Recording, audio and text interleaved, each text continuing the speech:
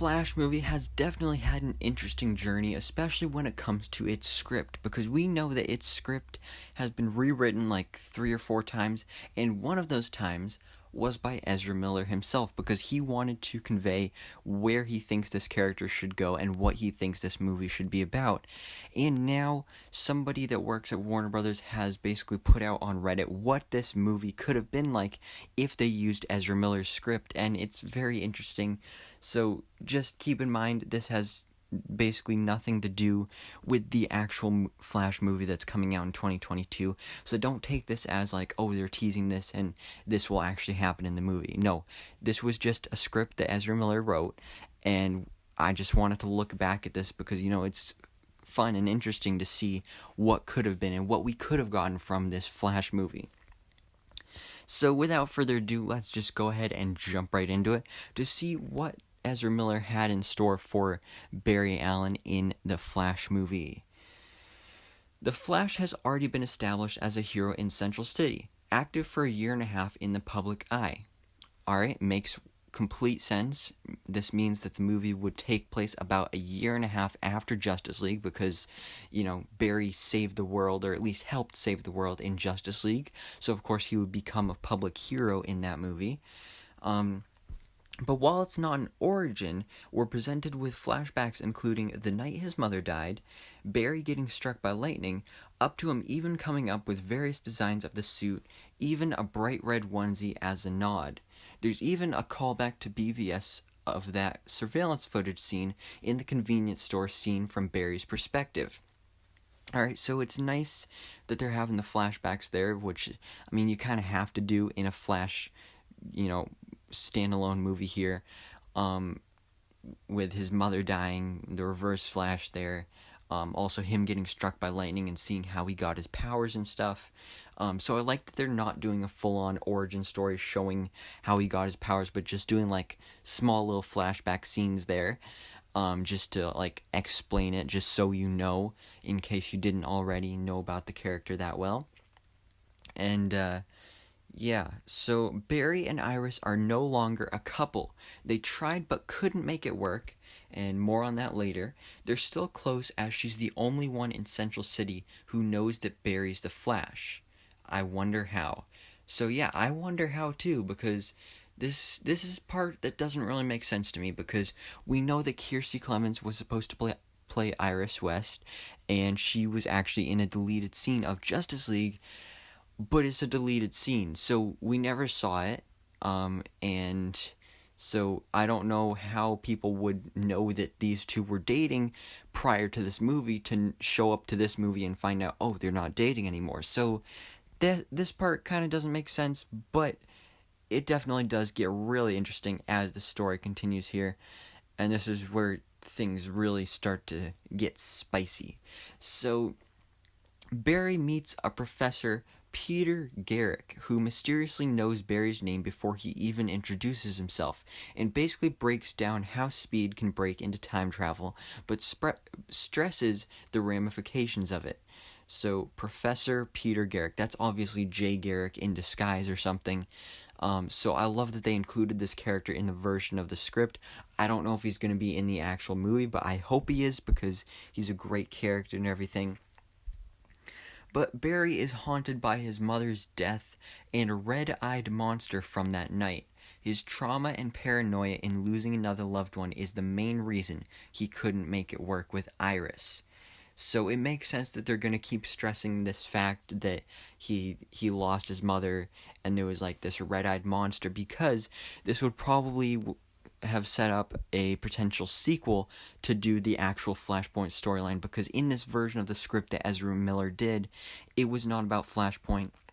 It was probably going to be set up for a sequel, and you got the little teases and like references here with his mother's death, the red-eyed monster and all that stuff, and him figuring out how to use time travel and stuff. So you got those little pieces of setup there for a sequel, but you're not like full on doing it in this first movie, and that's what I really like, especially when it comes to the actual villain of this movie, because no, Reverse Flash is not the villain of the movie.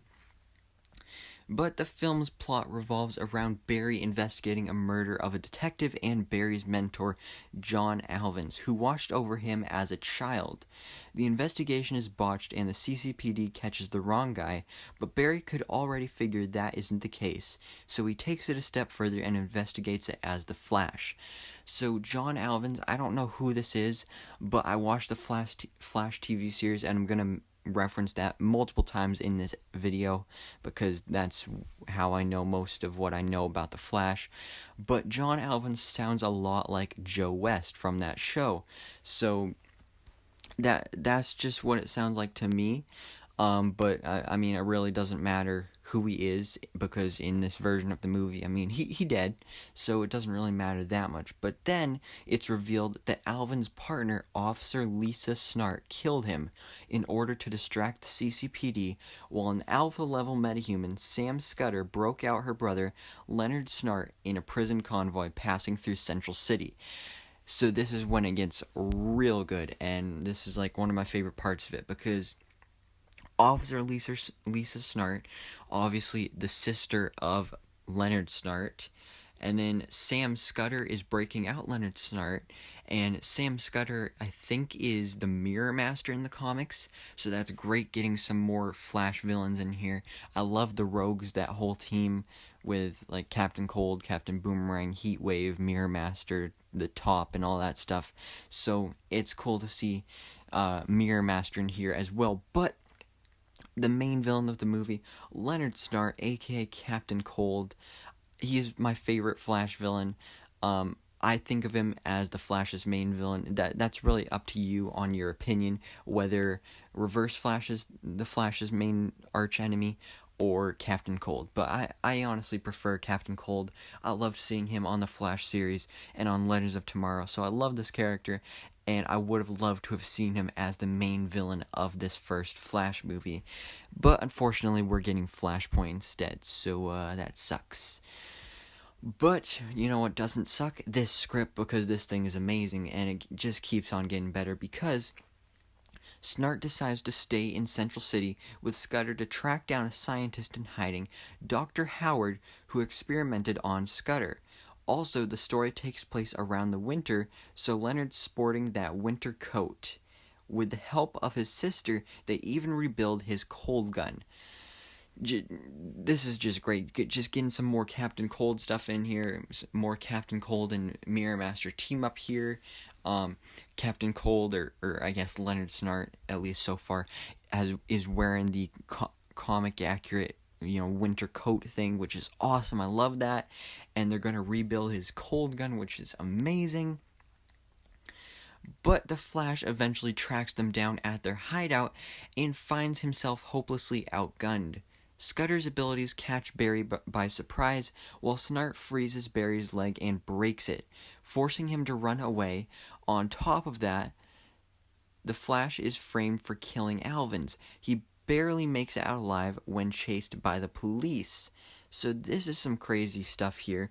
The Flash, even though he's a year and a half into his career as the Flash, of course he's still kind of a rookie, and he's still kind of new to being a hero, so of course he's going to make the mistake of showing up there to fight two villains at once. And then he ends up getting framed for the murder of John Alvins, which is really interesting. So then he's not only going to be trying to hunt down and stop Captain Cold and Mirror Master, but he's also going to be on the run from the police, which is a really interesting decision and unique storyline for this movie. So Barry barely makes it alive to Iris at her apartment, and she takes care of him and helps him recuperate. So, even though they're not together as a couple, they're still close friends, and maybe that will blossom into a relationship once again as either this movie or just the franchise continues. But unfortunately, we're not going to see that. But their once tumultuous relationship begins to blossom once again as they actually spend more time with one another. Naturally, she doesn't buy that the Flash did anything wrong and writes pieces online in defense of him, much to Barry's dismay. No negative attention wanted. Okay, so like I just said, their relationship starts to blossom again as they spend more time together. And then something I really like here is how she's writing pieces online. And that's obviously foreshadowing and referencing how she eventually becomes a reporter. And as you see on the Flash series, she's currently the owner of her own newspaper, the Central City Citizen. So that's definitely something they could have tackled in a future sequel for this. But meanwhile, back to the villains, Captain Cold and Sam Scudder, now in his armor, go on bank sprees while the Flash public enemy is nowhere to be found. They deliberately avoid killing any officer or anyone at all.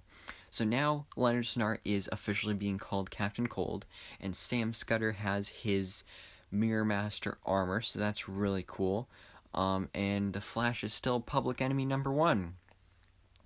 But paralleling his father's situation as he was framed too, Barry goes to confide in his father in jail. But on the TV, Scudder's kidnapped Iris, with Snart sending a public message to the Flash to make a choice to stop him from leaving or save Iris.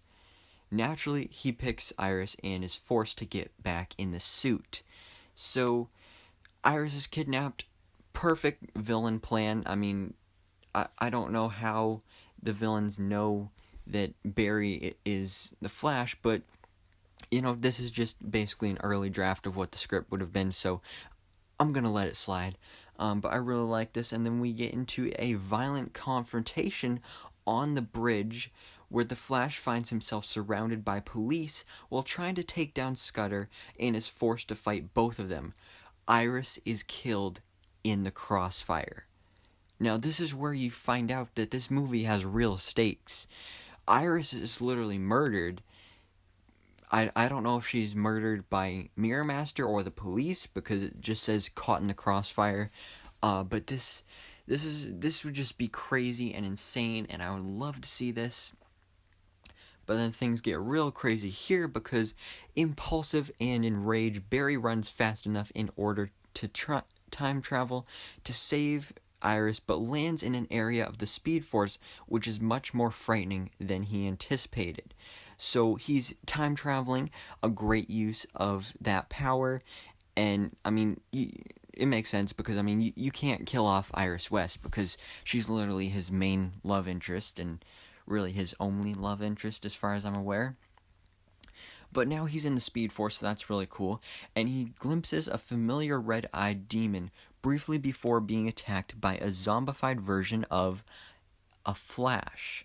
So this part I find really interesting, because then you get some more references and setup to the Reverse Flash, which would once again lead into a sequel for Flashpoint or something. But then he's attacked by a zombified version of the Flash, so I'm assuming this would be Black Flash, who we also saw on the Flash series. It's a really interesting character.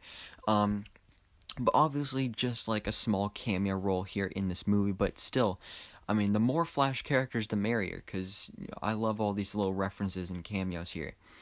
But all of a sudden, he's saved from another speedster that happens to be in the Speed Force, who is revealed to be Professor Garrick, at least a slightly younger version in his own Flash suit.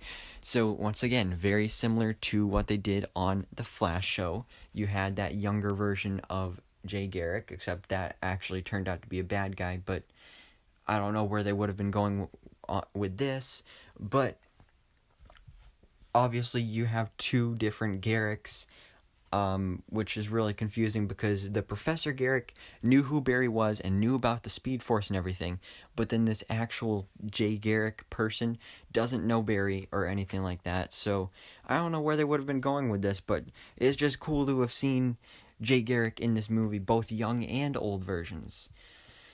But going by Jay, who doesn't recognize Barry at all, guides him out of the Speed Force. So like I mentioned, Jay Garrick. But Barry successfully manages to travel one day into the past to save Iris, easily takes down and arrests Scudder, and captures Lisa Snart, exposing her. He even builds himself a new suit. So we get the capture of Lisa Snart and Scudder, so now it's just Captain Cold left out there on the run, trying to fend for himself.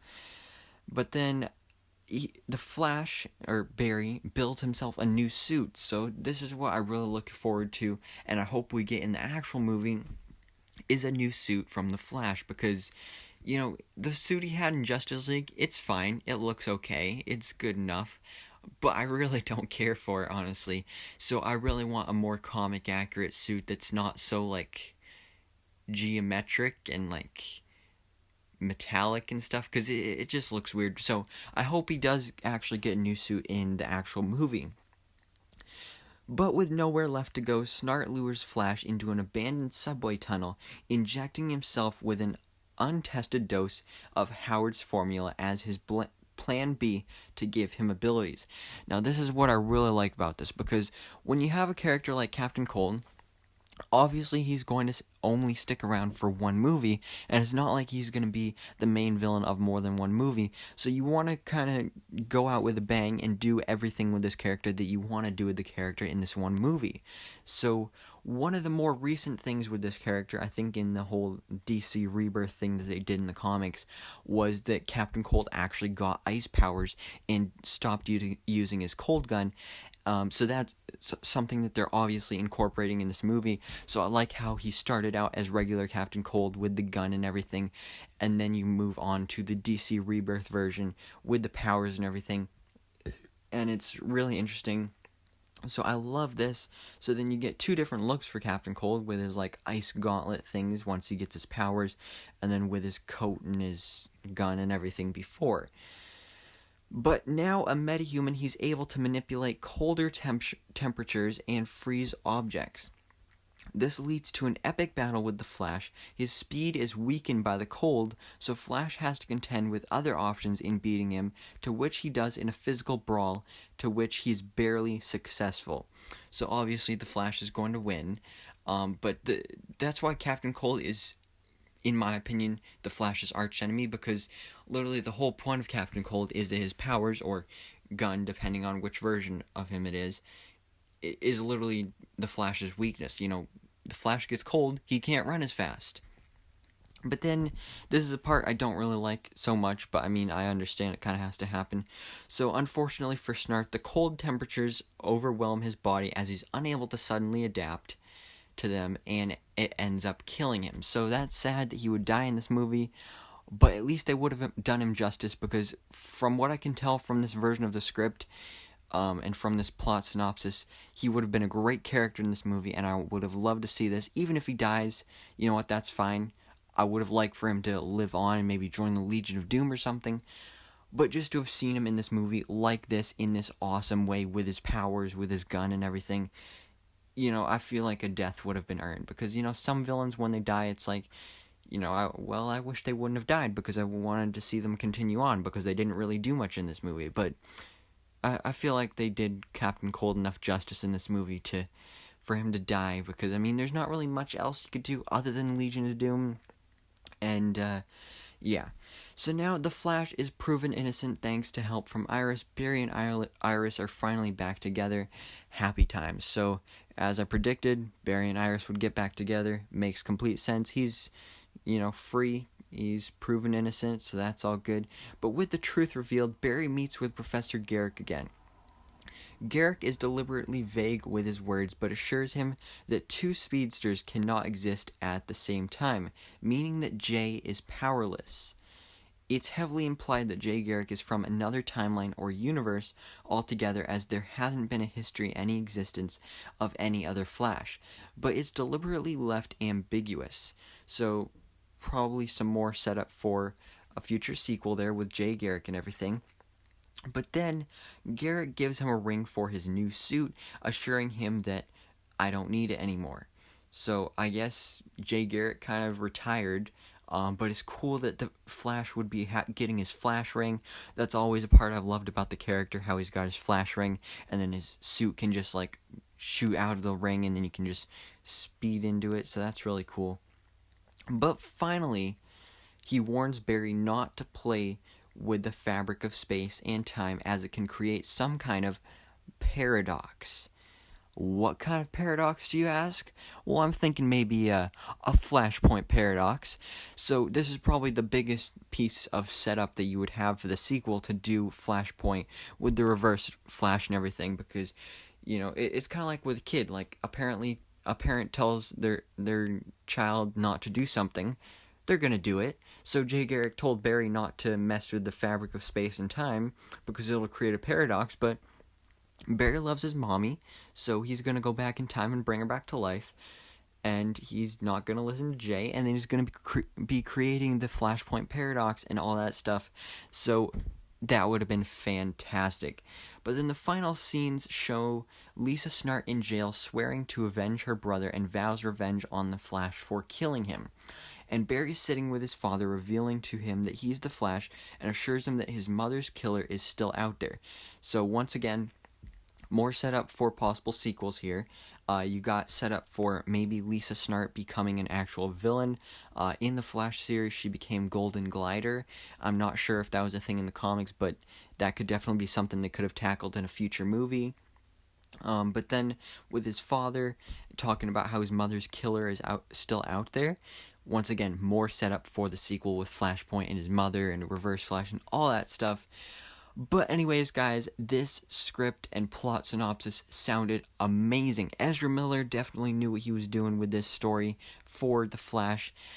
And honestly, from what we've heard about the actual Flash movie that's coming in 2022, they're doing Flashpoint, they're doing the multiverse, we're getting Michael Keaton back as Batman. That's all cool and stuff, but it's kind of taken away from it being an actual Flash movie, and they're kind of just making it like, well, what will make us the most money? Oh, let's throw in all these other characters and not really focus on the Flash as a character. So that's why I really would have loved to see this version of the movie with Captain Cold, with Mirror Master, with an actual Flash-centric storyline, and having Iris and everything. And then there's actual setup here for the Flashpoint movie. So I don't know why they wouldn't have, gone with this script, because it's perfect, because even if Warner Brothers and DC still wanted to do Flashpoint, like I said, this whole plot thing here literally helped set up for a sequel to be Flashpoint.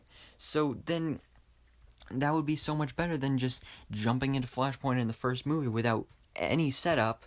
So, now I'm just disappointed with what we're getting, because this script sounds so amazing, and I wish we could see this in a movie, but who knows? I mean, we're getting the Snyder Cut on HBO Max. Maybe if we're really, really lucky and there's enough, support out there, maybe we'll start a hashtag, like hashtag release the Miller cut. I don't know what we would call it, but if we did something like that, maybe it could be released on HBO Max. I highly doubt it, but I mean, it's 2020, anything can happen. But anyways, guys, what do you think about this plot synopsis and script that was created by Ezra Miller for the Flash movie? Like I said, I loved it. I cannot say enough good things about this, but thanks so much for watching. Please drop a like if you enjoyed this video, and hit that subscribe button so I can keep you up to date on everything that goes on in the DC life.